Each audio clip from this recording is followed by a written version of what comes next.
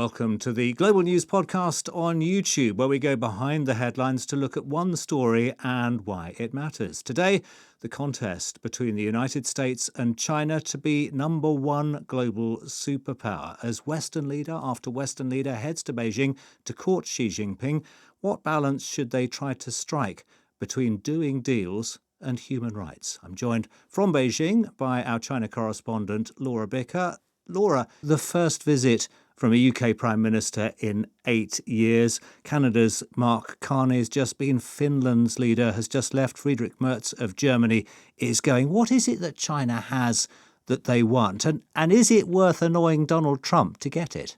This is the factory of the world. It is the biggest manufacturer in the world. Just give you a few examples. You know, if you're looking at the future of our planet, China is the lead in renewables. It produces everything from around 60 to 80% of electric vehicles, solar panels, wind turbines, electric batteries. China makes more robots than anywhere else in the world.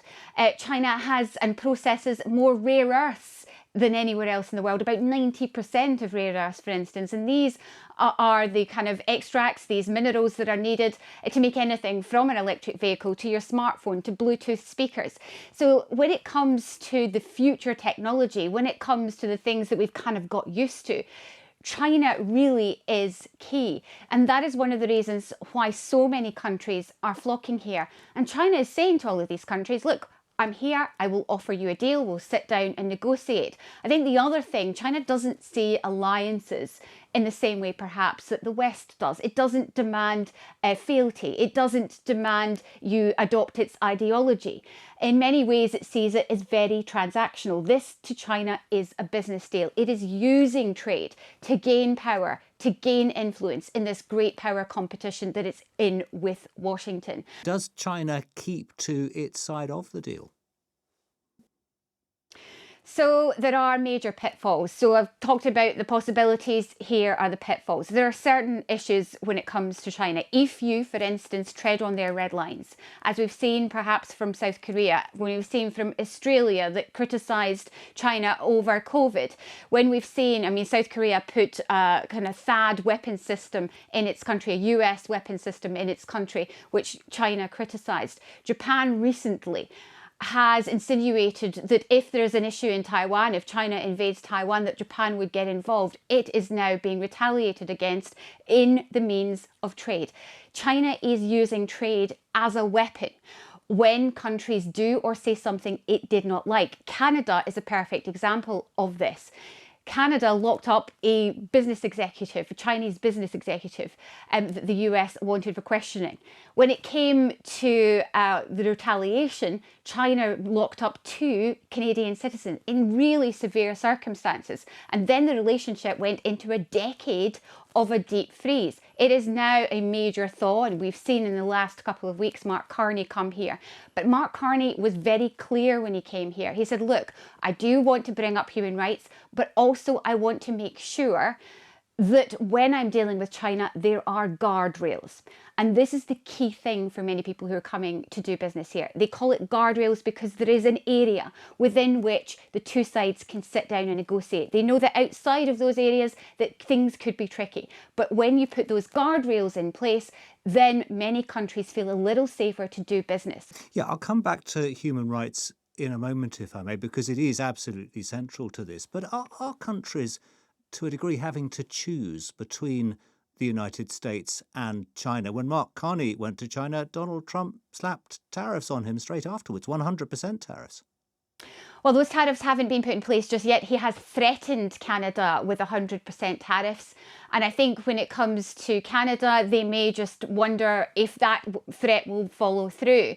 But yeah, it might be a case. If you are doing business with China, whether that be Canada, whether it be the United Kingdom, are you risking the wrath of Washington? China is not asking any of its business partners, any of those that it's inviting into the Great Hall of the People, it's not asking them to choose between China or the United States. Donald Trump, however, does seem to have an issue with some of this. But his issues with Mark Carney might be more than just Mark Carney coming to Canada and doing a deal, because it was the way that Mr. Carney framed all of this. Before his big speech in Davos, where he received a resounding applause, where he talked about a new world order, that speech was rehearsed here in Beijing. He gave it to reporters during a 40-minute press conference after he'd met Xi Jinping. He talked about the need to come here to China to try to find a way to do business in what he described as a new world order. So as you can see, it was that perhaps irritated Donald Trump. We'll have to see if further leaders coming to do business will also irritate him. But at the moment, China is not asking countries to choose, but it may well be that in the future, that is something that Washington is considering. What does China want out of this? Is it just about trade, or does China have its eye on the global crown to be the top superpower? So if you ask China, and if you ask officials here, and if you sit down with academics, they say, no, we have no global ambitions to become the lead superpower, that we want a multipolar world with China, as part of it. They want to work with countries. That is the official answer that they will give you. But I think it is becoming clear that China has global ambitions. We've seen it with their major military parades where they have a show of strength. We've seen it as President Xi travels the world making deals with countries. We see it as President Xi extends his country's influence in the form of what is known as their Belt and Road Initiative, where they are handing out huge loans to developing economies to build railways and infrastructure projects. China's influence is reaching right across the world. It has more than 100 trade partners. It trades now with more countries than the United States, and it's using that trade as a means of kind of elevating its standing in the world. And I think that is where we're seeing this kind of power competition between Washington and Beijing. And I think the next perhaps decade will see how far China can go, because China is doing so much in future technologies, whether it's AI, whether it's robots, whether it's renewables. And these are key. This is a plan that President Xi had to push forward what he calls his new productive forces. So in the past, China's manufacturing prowess, whether it be your t-shirts, your electronics, your TVs, that was what China shipped to the world. China is now in many ways owning the future, not just with its kind of chokehold on many of the things that we need to build the items in our future, by which I mean rare earths, but also it's producing these goods. And whether that is your robots or whether that is, your electric vehicles, China feels that it's taking a step ahead. So we'll have to see how that global balance of power kind of goes over the next 5 years. But what about the issues of human rights? There have been accusations against China that it uses effectively slave labour, the Uyghur people, to produce some of those goods. Will Keir Starmer raise the issue of Jimmy Lai, the British citizen, dual citizen in Hong Kong, who published a newspaper? He's been locked up. And if Keir Starmer, other Western leaders do raise these issues, do they spoil their chances of doing an economic deal? So I think these issues are a huge irritant. It's like stepping on a nerve for China, and they will certainly, push back. They'll push back about allegations on human rights. They will push back on speculation that China is spying on the United Kingdom. These are things that, the Chinese ambassador to the UK has announced today, that when it comes to these two nations, they do not see eye to eye on many issues. And I think that is clear. But I think what is also clear is that they can do a deal and they can come to negotiations on trade. I do think Sir Keir Starmer has to bring it up, and it has been brought up by Mark Carney and others who've come here too. China simply pushes back, brushes it off and moves on. This is a dominant Beijing now that knows that people are coming here because they have something to offer.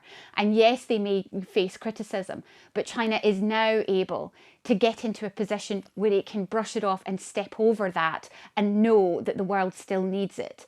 And when it comes to China's goods, that is where China really sees its power developing. And they may hope that when people come here for business deals, that's what they go away and remember, rather than remember its record on human rights. And someone who lives and works here, there you see two sides to China. You see a China where if you want to live within certain parameters drawn by the Chinese government, if you live within that, you have quite a nice life. You have high-speed trains that can transport you from one side of the country to the other. It's such a safe country. I could go for a run at 3 a.m. I could put a bag full of money in the centre of a coffee shop and it would still be there hours later. People are friendly. The food is nice. It is, to all intents and purposes, a lovely place to live. But if you want to question the leader, if you want to discuss politics, if you want to do anything that is outside the parameters of the party that the party doesn't like, if you step on those red lines, that is when it becomes a problem. And that includes journalism. I mean, for instance, myself and my team, if we're out and about, we can get anything from a policeman coming to ask us to see our press card to 3 hours of being held somewhere and questioned and asked what we're doing. Laura, thank you. Our China correspondent, Laura Bicker. There's plenty more on this and many other topics in the Global News podcast. Subscribe wherever you get your BBC podcasts. You can also subscribe to us here on YouTube. And if you have a story that you think we should be covering, do leave us a message in the comments below.